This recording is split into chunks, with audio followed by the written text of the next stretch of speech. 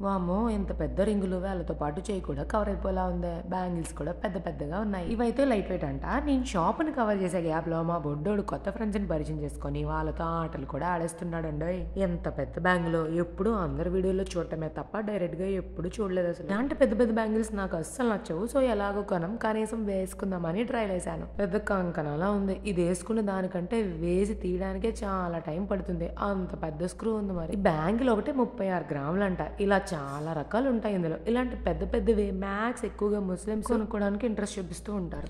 100 grams biscuit ఇది. ఇక్కడ gold మొత్తం డిఫరెంట్ షైనింగ్ వస్తది. దీన్నే యెల్లో గోల్డ్ అని కూడా అంటారు.